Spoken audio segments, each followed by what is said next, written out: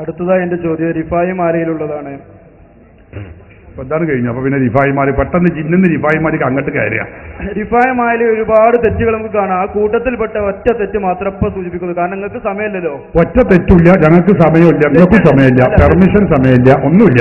പറയും ആകാശത്തിന്മേലും ഭൂമിക്ക് താഴെയും അവരുടെ കൊടുനീളം അത്തീരെ ഞാനെന്നവർ.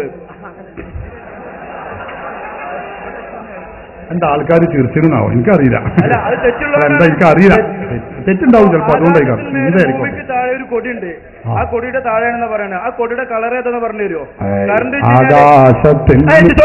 ചോദ്യം കഴിഞ്ഞിട്ട് പറയാൻ മറുപടി.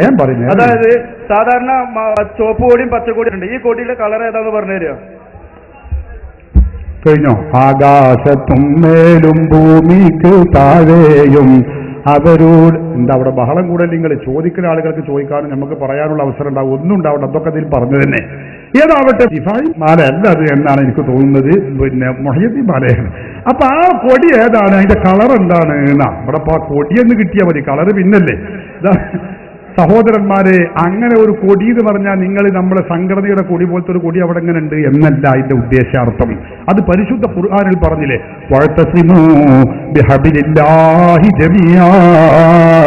അള്ളാഹുവിന്റെ കയറിനെ നിങ്ങൾ മുറുകെ പിടിക്കണമേ. അള്ളാന്റെ ഖുർആൻ പറഞ്ഞതാ. ഖുർആൻ പറഞ്ഞത് മുഹയ്യദ്ദീൻമാരും റിഫായിമാരും പറഞ്ഞ മാതിരി അവരല്ലോ, ഉറപ്പാണല്ലോ. അള്ളാഹു ഖുർആനിൽ പറയുന്നു അള്ളാന്റെ ഒരു കയറുണ്ട്, അതുമ്മ പിടിക്കണം. ആ കയറിന്റെ കളർ ഇങ്ങോട്ട് പറയുമ്പോ അപ്പൊ തന്നെ ഈ കൊടിയുടെ കളറും പറയുന്നതാണ്. അടുത്ത ചോദ്യം ചോദിക്കും, വേണ്ട ചോദിക്കും, നേരമില്ല. ആദ്യം ചോദിച്ചത് ഞാനല്ലേ? അതെ. അപ്പൊ എന്ത് ചെയ്യണം? ആ കയറിന്റെ കളർ പറഞ്ഞു തരും. അത് ഞാൻ പറയുന്നത്, ഇത് ഖുർആൻ നമുക്ക് രണ്ടാൾക്കും തർക്കമില്ലാത്ത സാധനം. അത് നമ്മൾ ആദ്യം മനസ്സിലാക്കണം. നിങ്ങൾക്കും തർക്കമില്ല, എനിക്കും തർക്കമില്ല, ഖുർആൻ ശരിയാണ്. മുഹയ്യദ്ദീൻ റിഫായിമാന്റെ കാര്യത്തിൽ നിങ്ങൾക്ക് തർക്കമാണ്, അത് ശരിയല്ല. ഞങ്ങൾക്ക് ഉറപ്പാണ് ശരിയാണ്. അപ്പൊ തർക്കളവ് മാറ്റി വെക്കുക, തർക്കമില്ലാത്ത കാര്യം എടുക്കുക. അതാ ഖുർആൻ. ഖുർആനിലുള്ളതാണ് അള്ളാന്റെ കയറ്. അപ്പൊ അത് നമ്മൾ രണ്ടാളും ഇതിന് മറുപടി പറയേണ്ടതല്ലേ? ആ മറുപടി എപ്പോ പറയുന്നുവോ അപ്പൊ അതിന്റെ മറുപടിയും പറയുന്നതാണ്. അടുത്ത ചോദിക്കും.